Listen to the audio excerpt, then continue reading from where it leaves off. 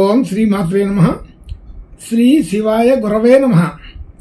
యఃకర్త జగతాం భర్త సంహర్త మహసాం నిధి ప్రణమామి తమాదిత్యం బహిరంతస్తమోపహం. వీక్షకులు నమస్కారం. నేను మీ దేవులపల్లి రామకృష్ణ శాస్త్రి, ఆర్కే మాతృశ్రీ తెలుగు జ్యోతిషపరమైన యూట్యూబ్ ఛానల్.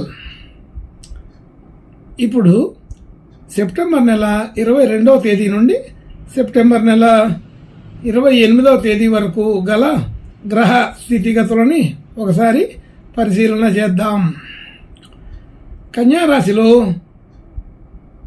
సూర్యగ్రహం, కేతుగ్రహం, తులారాశిలో శుక్రగ్రహం, కుంభరాశిలో శనిగ్రహం వక్రస్థితి, అలాగే మీనరాశిలో రాహుగ్రహం, మేషరాశిలో చంద్రగ్రహం, వృషభ రాశిలో గురుగ్రహం, మిథున రాశిలో కుజగ్రహం, సింహరాశిలో బుధగ్రహం సంచరిస్తున్నాయి. ఇటువంటి గ్రహ సంచారాన్ని అనుసరించి ఈ వారం రాశులకి వార ఫలాలు తెలుసుకుందాం. ఓం శ్రీమాత్రే నమః. ఇప్పుడు కుంభరాశి వారి గురించి తెలుసుకుందాం. కుంభరాశి వారికి రాశిలోనే శని వక్రస్థితిలో ఉన్నారు. అలాగే 2వ స్థానంలో రాహుగ్రహం, 3వ స్థానంలో చంద్రగ్రహం, 4వ స్థానంలో గురుగ్రహం, 5వ స్థానంలో కుజగ్రహం, 7వ స్థానంలో బుధగ్రహం, 8వ స్థానంలో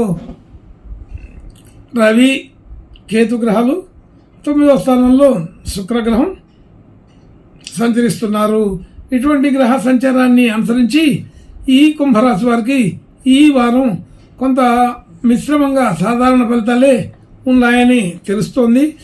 ఏలినాటి శని పేరుతోటి శని రాశిలో ఉన్నప్పటికీ ఈ రాశికి అధిపతి ఆయనే కాబట్టి పెద్దగా ప్రతికూలమైన పరిస్థితులు ఉండవు, సాధారణంగా ఉంటుంది. అలాగే ధన యోగాదులు బాగానే ఉంటాయి. రావాల్సిన ధనం సకాలంలో అందుతుంది. అలాగే మనం ఇవ్వవలసిన చోట కూడా సకాలంలో ఇవ్వడం జరుగుతుంది. ధనయోగాదులు కొంత పెరిగే అవకాశం ఉన్నది. ఆర్థికపరమైన విధానంలో కొంత పుష్టి కలుగుతుందని తెలుస్తోంది. అలాగే కుటుంబ సభ్యులు, బంధుమిత్రులు అందరితో కూడా మంచి అనుకూలమైన వాతావరణమే ఉంటుంది. కొంతమందిని కలవగలుగుతారు. అలాగే గృహ వాహన యోగాదులు సాధారణ స్థితిలో ఉన్నాయి. అవసరం నిమిత్తం ఈ క్రయ విక్రయాదులు చేయాలనుకునే వాళ్ళకి గృహ వాహన యోగాదుల్లో కొంత అనుకూలతని చూడవచ్చు. ప్రయత్నపూర్వకంగా అనుకూలపడే అవకాశం ఉన్నది. అలాగే విద్యార్థులకి విద్యా సంబంధించిన విషయాల్లో కొంత సాధారణమైన పరిస్థితి ఉన్నది. అదే విద్యల్లో గట్టిగా ప్రయత్నం చేస్తే కానీ ఫలితం వచ్చే అవకాశం ఉండదు. కాబట్టి కొంచెం జాగ్రత్తగా ఉండమని చెప్పబడుతుంది. ఎక్కువ కష్టపడితే కానీ తక్కువ ఫలితం వచ్చే అవకాశం ఉంటుందని తెలుస్తోంది. అలాగే రుణ సంబంధించిన విషయాల్లో కొంత చికాకులు ఉంటాయి. అలాగే ఆర్థికపరమైన అన్ని రకాల విషయాల్లో కూడా స్వల్పమైన చికాకులు ఉండే అవకాశం ఉన్నది. ఆరోగ్యపరమైన విషయాల్లో సాధారణంగానే ఉంటుంది. అయినప్పటికీ ఏదో ఒక రకమైన బద్ధకం లాంటిది కలుగుతుంటుంది. పనిలో ఒత్తిడి పెరుగుతూ ఉంటుంది. అలాగే భార్యాభర్తల మధ్య అనుకూలత బాగానే ఉంటుంది. చిన్న చిన్న విభేదాలు వచ్చినప్పటికీ కూడా అవి తొలగిపోతాయని తెలుస్తుంది. అలాగే కొత్తగా డిపాజిట్లు, షేర్ మార్కెటు, రియల్ ఎస్టేటు మొదలైన విషయాల్లో పాల్గొనే వాళ్ళకి ఇది కొంత అనుకూలమైన సమయంగానే చెప్పవచ్చు. అలాగే భాగ్యస్థితి బాగానే వృద్ధికరంగా ఉంటుంది. మన ఆస్తిపాస్తుల వ్యవహారాలకి విలువలు పెరుగుతాయని తెలుస్తోంది. అలాగే ఉద్యోగ వ్యవహారాది, ఉద్యోగ సంబంధించిన విషయాల్లో కొంత అనుకూలత ఉన్నది. సాధారణమైన స్థితే ఉంటుంది.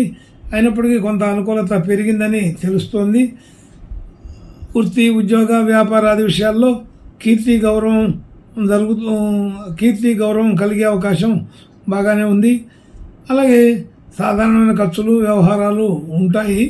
అయినప్పటికీ కూడా అవి అనుకూలమైన ఖర్చులు, అవసరమైన విషయాలుగా తెలుస్తూ ఉంటాయి. కాబట్టి పెద్దగా ఇబ్బందికరమైన విషయాలు అయితే ఉండవు. కానీ ఏలినాటి శని పేరుతోటి కొంత సమస్యలు ఉన్నాయి. అలాగే ఆర్థికపరమైన విషయాలు కొంతవరకు మధ్యస్థంగా ఉంటాయి. రుణ సంబంధించిన విషయాల్లో కొంత చికాకు కలిగే అవకాశం ఉంటుంది. మిగిలిన విషయాలన్నింటిలో కూడా కొంతవరకు అనుకూలంగానే ఉందని చెప్పవచ్చు. ఇంకా కొంత అనుకూలమైన శుభలక్షణాలు పెరగడం కోసం ఈ కుంభరాశి వారు ఈ వారం ఈశ్వరుని ప్రార్థన నమస్కారాలు చేసుకుంటే ఇంకా బాగా అనుకూలపడే అవకాశం ఉంటుంది. శుభం భూయాత్. ఓం శ్రీమాత్రే నమః.